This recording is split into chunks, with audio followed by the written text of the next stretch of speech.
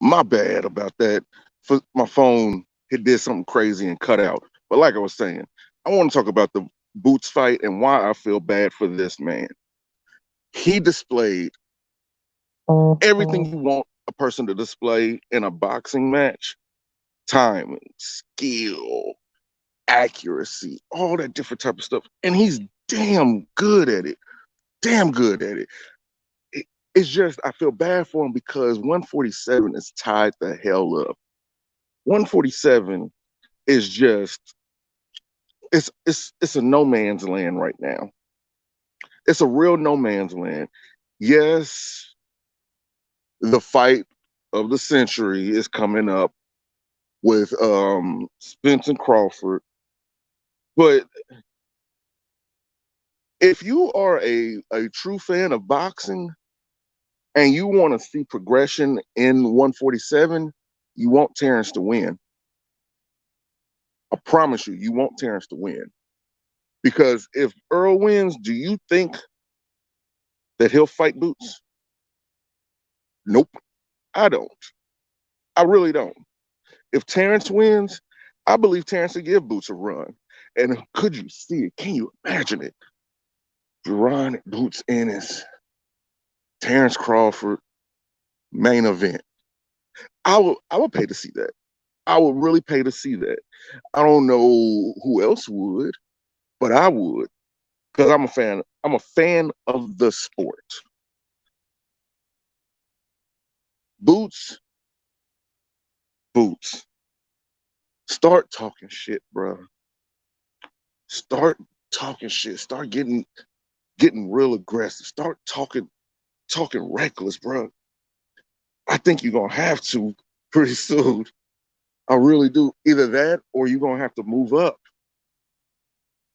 It's that simple because I don't the more I sit and really think about things, I wonder, other than you, Stanionis, who is really left at 147 that could give good runs? That's that's the that's the $1 million question. And is Josh Taylor going to come up to 147? There's a lot of empty holes. There's a lot of unknowns about 147. That's why I feel bad for the man. Hopefully, and I mean this wholeheartedly, hopefully Earl loses. And I'm not saying this to be a hater or anything like that. It's just what I said earlier. If Earl Spence wins, I don't see a scenario where Boots gets a title shot. I don't. And this man has earned it. He has earned a title shot by now. And I just I don't know. It's kind of depressing to actually think about, but that's okay. That's the sport of boxing. That's the current state of it. Can't really do nothing with it. Can't get mad. Can't do none of that stuff. That's just, it is what it is. On to the next thing. Do we really need Anthony Joshua, Dylan White too? Do we really need that? Is there like is there that much anticipation to see Anthony Joshua get back into the ring? Because me personally, I don't think it is. Like I think Anthony Joshua, he was good for what he was while he was fighting the people that he was.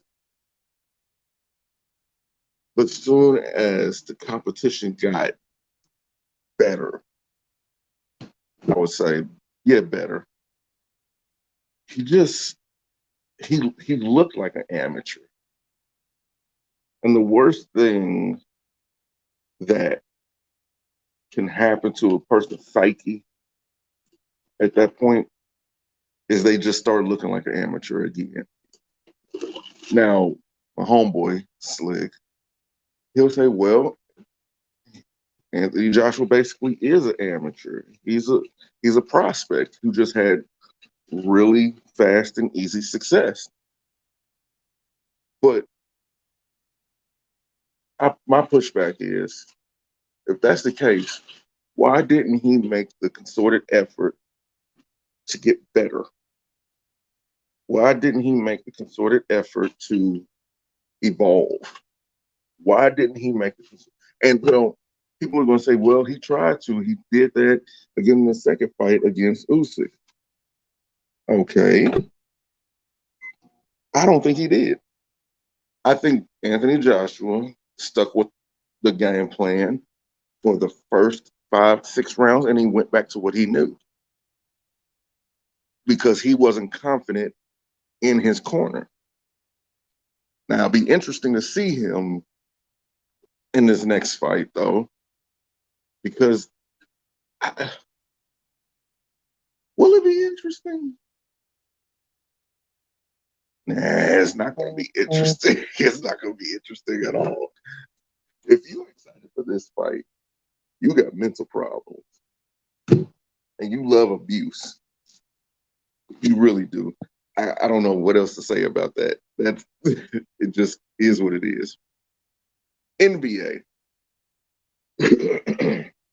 I think it's time for people to pump the brakes on Victor Wembanyama. He's he's slated to be the next big thing in basketball, but he's way too lanky, way too slender, he looks fragile to me. And people were getting excited about seeing him play in Summer League. This is Summer League. Majority of these people ain't even going to make the team. And he had one highlight, and it was a tip rebound into a dunk. That wasn't that impressive. I've seen that before. I've seen that with several other players that are bench players. I've seen them do that. I just don't. Is it easier to look good overseas than it is to look good in the NBA? That's what I'm starting to think. I mean, people are gonna probably say Luka, but Luka, he had been playing since he was like 15, making money playing basketball, and his body was pretty much NBA ready. But this dude is just tall, and I don't believe in him. But that's it for now. This is Polo J, and I'm out.